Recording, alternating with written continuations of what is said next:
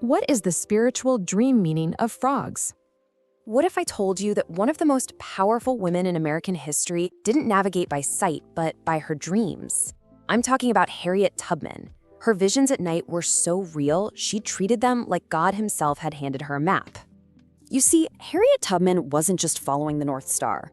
She was moving through pitch-black swamps and marshes, the world of the frog, guided by what she called the voice of God speaking to her in her sleep. Her dreams were her navigation. It all started after a traumatic brain injury. An overseer threw a 2-pound metal weight and it struck her in the head. She nearly died. But what happened next? Well, it changed history. She started having these sudden, prophetic visions while she slept. And let's be clear, these were not anxiety dreams. These were direct messages. And she acted on them. For an entire decade, she trusted what she saw in her dreams over what she saw with her eyes. She treated them as divine instruction, not just random noise you dismiss in the morning. And the result of trusting those dreams? 0. Think about that for a second. 13 missions, 70 people liberated, and she was never, not once, caught. So I have to ask you, when you dream of a frog, do you just brush it off as nonsense and go back to scrolling on your phone? Or do you actually stop and ask what your deepest intelligence is trying to tell you? This isn't trivial.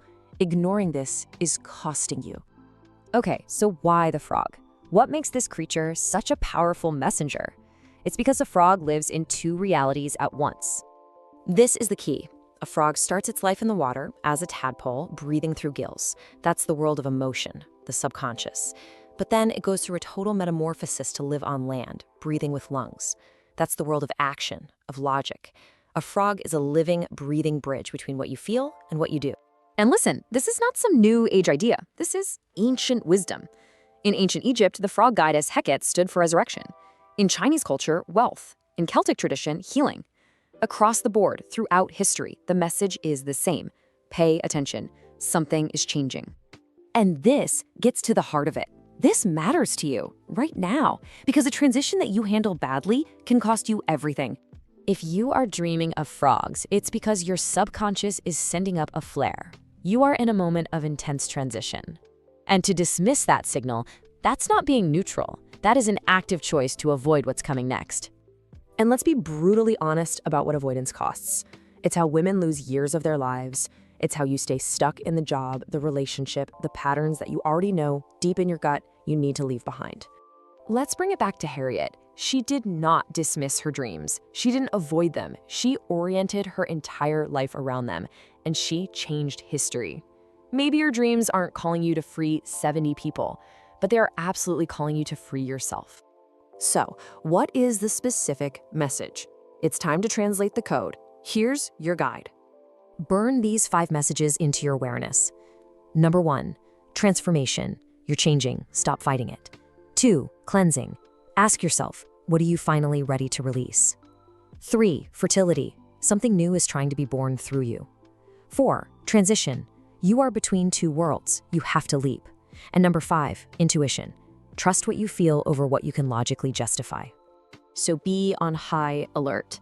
These dreams show up at critical junctures in your life. The end of a relationship, a massive career pivot, a spiritual awakening. In every single case, you are standing at a threshold. You can either step through or you can turn back. So here is the final mandate. We know Harriet Tubman turned back exactly 0 times. Your compass is waiting for you to use it. Remember this. The frog in your dream is not random. It is not just an animal. It is a compass, and it's pointing the way forward. Will you use it? Part 2. Okay, let's get one thing straight right now. Your dream is not some generic symbol you can just look up. The specific details, the color, the size, the location, they matter. They mean something for you right now. So what is your frog trying to tell you? We're about to decode it. Let's dive straight into the 12 most critical variations to uncover the exact message your subconscious is screaming at you. First things first, we have to look at the frog's appearance, the form it takes. That's your first and most immediate clue. Seeing a dead frog isn't about physical death, okay? It's about completion. It means a version of you is no longer required for the journey ahead. So you have to ask yourself right now, what have I been clinging to that is already over? You need to name it, honor what it was, and then you need to let it go. If the frog in your dream is giant, the change that's coming isn't small. Your subconscious is literally shouting at you to pay attention. So stop treating a major life decision, a move, a relationship, a career change, like it's casual. This is a giant moment. You need to give it the weight it deserves and match its energy. Now, what if it's not just one frog, but a whole swarm of them?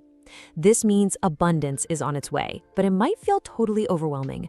The absolute key here is how you felt in the dream. Were you excited or were you anxious? If you felt fear, that's a huge red flag. It reveals a deep-seated belief that you don't deserve what's coming. Your work then is to immediately get to work on your own sense of worthiness. Listen, the color of your dream frog is not decoration, it's diagnostic. Gold, we're talking divine gifts. Red points to urgent emotional healing. Blue is all about speaking your truth. Black is a call to do the shadow work, and white signifies new beginnings. So, identify the color from your dream and then ask yourself this: where is the specific energy most absent in my life? That absence, that is your assignment. Okay, now let's talk about location and action. Where the frog is and what it's doing tells you everything you need to know about your own momentum. So is the frog moving toward you or away from you? If it's jumping towards you, that is an invitation. An opportunity is literally coming your way, and the time is now. You must take one concrete step toward it within the next 48 hours. But if it's jumping away from you, that's a consequence. A connection is fading because you haven't been showing up. You need to pursue what you've been emotionally absent from before it's gone for good. Now look at the environment. If the frog is in water, how clear is it? Crystal clear water signals emotional clarity and deep intuitive alignment, but murky water, that signals unprocessed grief or fear that's clouding your judgment. I want you to rate the water's clarity from your dream on a scale of 1 to 10. That number is your current emotional state. If it's low, it is time for an honest conversation about what you are carrying but haven't named yet. And what if the frog is inside your house? This is urgent. Your subconscious is telling you the transformation isn't some far-off event you need to prepare for. It's already here. It's inside your walls, your relationships, your daily routines. So I want you to walk through your physical space and find one thing, an object, a book, maybe even a person you allow into your home that no longer reflects who you are becoming. And then remove it. Finally, let's get into the most intense dreams, the ones where the line between you and the messenger starts to blur. How you interact with a frog is everything. First, eating a frog. This means you must do the hardest thing you're avoiding, and you have to do it today, not tomorrow, today. Second, if you are the frog, you are not just observing the change, you are the change. It's time to integrate your practical and spiritual sides. Third, if you only hear it, that croak from the darkness means you're in denial about a warning you refuse to see. You need to sit in silence and actually listen. And finally, if you see tadpoles or baby frogs, you're in the earliest stage of transformation. Start small, but you must start. Give that tiny project its first physical form this week. You need to understand this. None of these dream messages are gentle suggestions. Real transformation costs you something. It demands that you step into total uncertainty with nothing but your own inner compass to guide you. You see, every single one of these dreams, from the dead frog symbolizing an end to the tadpole signaling a new beginning, it's all just boiling down to one simple question: are you willing? Harriet Tubman didn't wait until she felt ready. She moved when the dream told her to move. That is what the frogs are asking of you. Move. Part 3. Okay, so you get the message. You understand what the dream is telling you. But that's the easy part. Now comes the work. Look, understanding is completely worthless if you just let it rattle around in your head. This whole thing, this spiritual invitation, it has an expiration date. And guess what? The window is open right now. So you have a choice. You act, or you let the message just fade away. All right, let's get started. For those of you who work things out on the inside, who process internally, your work begins tonight. I want you to get a physical notebook. And no, not your phone. The second your eyes open in the morning, I mean before coffee, before you even think, you write. And here's the absolute key. You write in the present tense. It's not, I saw a frog. It's, I am standing at the edge of the pond. See the difference? That's what plugs you directly into the emotional memory. And yeah, date every single entry. Don't skip that. And let's be crystal clear about something. This is not a diary. This is not some cute little self-care exercise you saw online. Your dreams are a personalized revelation, just for you. So I want you to start recording them as if your life actually depends on it, because it just might. Okay, next up, your intuition. And I'm talking especially to you, the intellectual, the one who has silenced that inner voice for way too long. This is for you. Every single morning, for just 5 minutes, you are going to sit down and ask your body one simple question. What do I know today that I am terrified to admit? And then you just listen. No rationalizing, no editing, no judging. You just write down whatever comes up, raw and unfiltered. This is how you start to rebuild trust in your own gut, in your own knowing. It's how you finally stop making decisions for everyone else's agenda and start, finally, serving your own truth. Okay, so maybe the internal stuff isn't your primary language. For those of you who connect more through the body, through ceremony, it's time for some ritual action. Think about it. Frogs are creatures of water, right? Water is the ultimate symbol of cleansing. Your psyche is practically screaming for a release. So you've got two paths here. First, the water ritual. That means a weekly, super intentional bath just to let go of all that emotional junk you've been carrying. Or path 2, the release ceremony. You write down everything you need to let go of and be ruthless about it. Then you take that paper and you either burn it or release it into some moving water, and you say the words out loud, I release this, I am free. Look, this isn't some hocus-pocus magic. It's psychology with ceremony. It makes your commitment physical, it makes it real.